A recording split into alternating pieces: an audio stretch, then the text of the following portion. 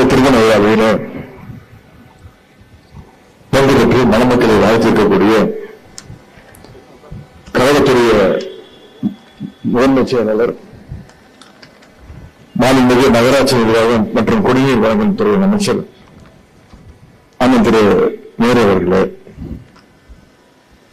திருச்சி தெற்கு மாவட்ட கழக செயலாளரும் மாண்புமிகு பள்ளிக்கல்வித்துறையினுடைய அமைச்சர் சகோதரர் அன்பில் மகேஷ் பொய்யாமொழி அவர்களே,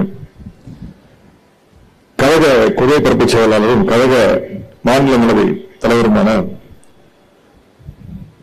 மாநிலங்களவை குழு தலைவருமான அண்ணன் திருச்சி சிவா அவர்களே, திருச்சி மத்திய மாவட்ட கழகத்துடைய செயலாளர் அண்ணன் வைரமணி அவர்களே, மாண்புமிகு சட்டமன்ற உறுப்பினர்கள் அண்ணன் திரு சவுந்தரபாண்டியன் அவர்களே, அண்ணன் இளையராஜா அவர்களே, அண்ணன் அப்துல் சமத் அவர்களே, முன்னாள் சட்டமன்ற உறுப்பினர் அண்ணன் திரு கே என் சேகரன் அவர்களே, அண்ணன் பெரியசாமி அவர்களே, மாநகர கழக செயலாளர் அண்ணன் அன்பழகன் அவர்களே, மாநகர கழக செயலாளர் அண்ணன் மதிவாணன் அவர்களே, மேயர் அண்ணன் அன்பழகன் அவர்களே, தலைமை செயற்குழு உறுப்பினர்கள் அண்ணன் வண்ணை அரங்கநாதன் அவர்களே, திருச்சி தெற்கு மாவட்ட இளைஞர் அமைப்பாளர் சகோதரர் வெங்கடேஷ்குமார் அவர்களே, மாவட்ட இளைஞர் அமைப்பாளர்கள் திரு குண்டூர் எஸ் பாலமுருகன் அவர்களே, திரு பை ரவீந்திரன் அவர்களே, பர்னாட் சுவாமிநாதன் அவர்களே, தேசிங்கராஜா அவர்களே, விஷ்ணுவர்தன் அவர்களே, கார்த்திகேயன் மற்றும் மாநகர இளைஞரணி துணை அமைப்பாளர்கள் சகோதரர்கள் அல்லாபிச்சை, கண்ணன், ரஞ்சித் குமார், சயீத் சாஹிப், சரத்குமார் உள்ளிட்ட இளைஞரணி நிர்வாகிகளே, மாவட்ட ஒன்றிய நகர பகுதி ஊர் கிளை நிர்வாகிகளே, பல்வேறு அணிகளைச் சேர்ந்த நிர்வாகிகளே, உறுப்பினர்களே, பத்திரிகை நண்பர்களே, மணமக்களுடைய உற்றார் உறவினர்களே, பெரியவர்களே, தாய்மார்களே, முத்தமிழ் டாக்டர் கலைஞருடைய உயிரின் மேலான அன்பு உடன்பிறப்புகளையும் அத்தனை பேருக்கும் காலை வணக்கத்தை தெரிவித்துக் கொள்கின்றேன். திராவிட இயக்க தீரர் முத்தமிழ் டாக்டர் கலைஞருடைய நெருங்கிய உற்ற நண்பர், திராவிட பெண்ணை பெரியவர் முத்துகிருஷ்ணனுடைய பேரன், கழக இளைஞரணியினுடைய மாநகர அமைப்பாளர் தம்பி முத்து தீபக், தங்கை ஜனனி அர்ச்சனா ஆகியோருடைய திருமணத்தை உங்கள் அனைவரும் முன்பு முன்னிலையிலே இங்கே நடத்தி வைப்பதில் நான் மிகுந்த மகிழ்ச்சி அடைகின்றேன். எத்தனையோ திருமணங்களில் கலந்து கொண்டாலும் இந்த திருமணத்தில் கலந்து கொள்வது நம்முடைய குடும்ப திருமணத்தில் கலந்து கொள்வது போல ஒரு மகிழ்ச்சி ஏற்படுகின்றது. தம்பி முத்து தீபக்குடைய தந்தையார் ரவீந்திரனுடைய திருமணத்தை நம்முடைய முத்தமிழ் டாக்டர் கலைஞர் அவர்கள் தலைமையேற்று நடத்தி வைத்தார்கள். இன்றைக்கு தம்பி முத்து தீபக்குடைய திருமணத்தை நான் நடத்தி வைக்கின்ற அந்த பெருமையை பெற்றிருக்கின்றேன். பெரியவர் திராவிட பெண்ணை முத்துகிருஷ்ணனுடைய அவர்கள் எடுத்துக்கொண்டால் அவர் திராவிடத்தின் அச்சு வடிவம் என்று சொல்வார்கள். ஏனென்றால் நம்முடைய திராவிட இயக்கம் தோன்றிய காலத்தில் பேரறிஞர் அண்ணா முத்தமிழர் கலைஞருடைய நூல்களை எல்லாம் பதிப்பித்தவர், பப்ளிஷ் செய்தவர் பெரியவர் முத்துகிருஷ்ணன் அவர்கள். முத்தமிழ் கலைஞர் அவர்கள் எப்போது திருச்சி வந்தாலும் பெரியவர் முத்துகிருஷ்ணனுடைய திராவிட பண்ணையில் தான் தங்கியிருப்பார். அதை பற்றி கலைஞர் அவர்கள் நகைச்சுவையாக ஒரு சம்பவத்தை கூறியது உண்டு. 1957 ஆண்டு முதல் சட்டமன்ற உறுப்பினராகி கலைஞர் அவர்கள் வெற்றி பெறுகிறார். அப்போது சென்னையிலிருந்து திருச்சிக்கு ரயில் மூலமாக கலைஞர் அவர்கள் வந்து கொண்டிருக்கிறார். ட்ரெயின்ல ஒரு அதிகாரி கலைஞரை பார்த்து நீங்க திருச்சிக்கு போறீங்க, எங்க தங்க போறீங்க அப்படின்னு கேட்கிறார். அதற்கு கலைஞர் அவர்கள் நான் எப்போதுமே பண்ணையில் தங்குவேன் என்று சொல்கிறார். உடனே அந்த அதிகாரி மேலும் கீழும் பார்க்கிறார்.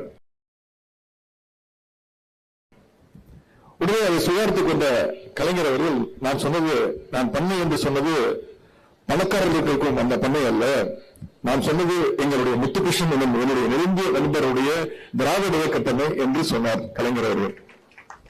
லட்சங்களை கொண்டவருடைய பண்ணையை விட லட்சியவாதிகளுடைய பண்ணையே சிறந்தது என்று கலைஞர் அவர்கள் அன்று குறிப்பிட்டார்கள்.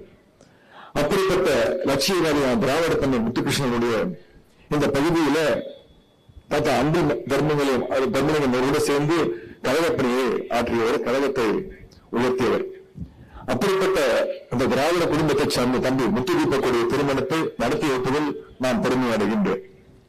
தன்னுடைய தாத்தாவை போல தம்பி முத்து தீபக் அவர்களும் இன்றைக்கு கழகத்திற்காக மக்களுக்காக உழைத்துக் கொண்டிருக்கிறார். அதனால்தான் மலைக்கோட்டை பகுதி துணை அமைப்பாளராக சிறப்பாக பணியாற்றிய அவர் இன்றைக்கு இளைஞர் அணியுடைய மாநகர அமைப்பாளராக பொறுப்பு ஏற்கப்பட்டிருக்கிறார். இளைஞரணி மாநாடு, இல்லந்தோறும் இளைஞரணி, கலைஞர் நூற்றாண்டு பேச்சு போட்டி அப்படின்னு இளைஞரணி பணிகளுக்காக முத்துக்குப்ப அவர்கள் செய்த பங்களிப்பும் உழைப்பும் மிகுந்த போற்றுதலுக்குரியது, பாராட்டுக்குரியது.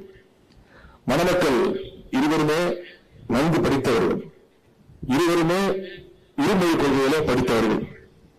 இருமொழி கொள்கையில படித்து இன்று நல்ல நிலைமையில மணமக்கள் இருவரும் இருக்கின்றார்கள். அது மட்டுமல்ல, கூடுதல் சிறப்பு, இது சுயமரியாதை திருமணம். சுயமரியாதை திருமணம் மட்டுமல்ல, இது கலப்பு திருமணம்.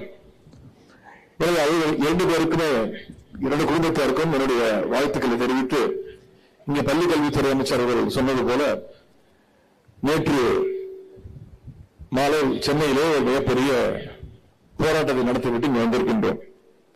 இன்றைய அரசியல் களம் நிலவரம் என்ன என்று உங்களுக்கு தெரியும். ஒன்றிய பாஜக அரசு தொடர்ந்து நம்முடைய தமிழ்நாட்டு மக்களை, தமிழ்நாட்டை தொடர்ந்து வஞ்சித்துக் கொண்டு வருகின்றது. நிதி கேட்டோம். சென்ற டிசம்பர் மாதம் சென்னை மற்றும் பல்வேறு மாவட்டங்கள் பாதிக்கப்பட்டது. நம்முடைய தலைவர் அவர்கள் முதலமைச்சராக ஒன்றிய பிரதமரிடம் 6500 கோடி ரூபாய் நிதி வேண்டும் கொடுங்கள் என்று கேட்டார். அதுவும் கொடுக்கவில்லை, வெறும் 900 கோடி தான் கொடுத்தார்கள்.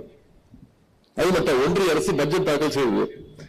அதுல 1 ரூபாய் கூட தமிழ்நாட்டிற்கு ஒன்றிய அரசு, ஒன்றிய பாசிச பாஜக அரசு ஒதுக்கவில்லை. 1 ரூபாய் மட்டுமல்ல, தமிழ்நாட்டுடைய பெயரை கூடவே அந்த பட்ஜெட்டில் தவிர்த்தார்கள். ஒரு முறை கூட தமிழ்நாடு என்ற நம்முடைய மாநிலத்துடைய பெயர் அதில் இடம்பெறவில்லை. இன்றைக்கு மும்மொழி கொள்கையை திணிக்கின்றார்கள். ஹிந்தி கற்றுக்கொள்ள வேண்டும் என்று நம் மீது மீண்டும் ஒரு இந்தி திணிப்பை தமிழ்நாட்டு மக்கள் மீது திணிக்கின்றார்கள். ஹிந்தி படித்தால் மட்டும்தான் உங்களுக்கான கல்வி நிதி உதவியை 2150 கோடி ரூபாயை விடுவிக்க முடியும், மாநிலத்துக்கு தர முடியும் என்றார்கள். ஹிந்தி படித்தால் மட்டும்தான் கொடுப்போம், அப்படி இல்லைன்னா மற்ற மாநிலங்களுக்கு பிரித்து கொடுத்து விடும் என்று பிரித்து கொடுத்திருக்கிறாங்க. ஒன்றிய அமைச்சர், கல்வி அமைச்சர் திரு தர்மேந்திர பிரதான் அவர்கள் இதை நேரடியாகவே சொல்லியிருக்கிறார். இதையெல்லாம் கண்டித்து நம்முடைய நிதி உரிமை அமைக்க வேண்டும், கல்வி உரிமை வேண்டும் என்றுதான் நேற்று சென்னையிலே மிகப்பெரிய ஒரு ஆர்ப்பாட்டத்தை நம்முடைய தலைவருடைய அறிவுறுத்தலின் பேரில் இந்தியா கூட்டணி, மதச்சார்பற்ற முற்போக்கு கூட்டணியின் சார்பாக மிகப்பெரிய ஒரு ஆர்ப்பாட்டத்தை நடத்தியிருக்கின்றோம். இது தனிப்பட்ட திராவிட முன்னேற்ற கழகத்துடைய பிரச்சனை கிடையாது, தனிப்பட்ட பள்ளிக் கல்வித்துறை அமைச்சர் அன்பில் மகேஷுடைய பிரச்சனை கிடையாது, இந்தியா கூட்டணியுடைய தனிப்பட்ட பிரச்சனை கிடையாது. ஒட்டுமொத்த தமிழ்நாட்டு மாணவர்களுடைய பிரச்சனை. தமிழ்நாட்டு மாணவர்கள் கொடுத்திருக்கக்கூடிய, தமிழ்நாட்டு மாணவர்களுடைய பெற்றோர்கள் கொடுத்திருக்கக்கூடிய, அளித்திருக்கக்கூடிய அந்த வரியினை, நம்முடைய உரிமையை நாம் திரும்பி கேட்கின்றோம். அதை ஒன்றிய அரசு தர மறுக்கின்றது. நேற்று ஆர்ப்பாட்டத்திலே கூட நான் பேசும்போது சொன்னேன், இப்போது ஆர்ப்பாட்டத்திலே ஆரம்பித்திருக்கின்றோம். அந்த நிதியை நீங்கள் கொடுக்கவில்லை என்றால் தமிழ்நாடு முழுக்க நாங்கள் போராட்ட களத்திற்கு இறங்குவதற்கு தயாராக இருக்கின்றோம். எங்களுடைய நிதி உரிமையை, கல்வி உரிமையை நாங்கள் என்றென்றும் விட்டுக் கொடுக்க மாட்டோம் என்று நேற்று கூறியிருக்கின்றோம். எங்கள் அனைவரும் மக்களிடத்தில் எடுத்துச் செல்ல வேண்டும். ஒவ்வொருவரும் தமிழ்நாட்டுடைய மொழி உரிமை எவ்வளவு முக்கியம், கல்வி உரிமை எவ்வளவு முக்கியம் என்பதை மக்களிடத்தில் எடுத்துக் கொண்டு போய் இந்த திருமணத்திற்கு வந்திருக்கக்கூடிய நீங்கள் ஒவ்வொருவரும் மக்களிடத்தில் கொண்டு போய் சேர்த்து அந்த கல்வி உரிமை, நிதி உரிமை வருவதோடு நம்முடைய போராட்டம் மிகப்பெரிய போராட்டமாக வருவதற்கு வேண்டும் என்று நான் இடத்தில் கேட்டுக்கொள்கின்றேன். அது மட்டுமல்ல, மணமக்கள் இருவருக்கும் ஒரு வேண்டுகோள், ஒரு கோரிக்கை விற்க விரும்புகின்றேன்.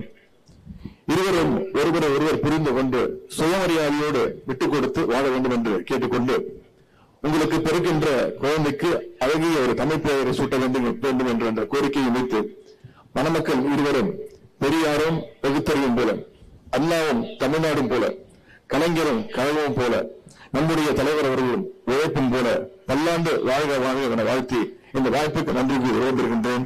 நன்றி, வணக்கம்.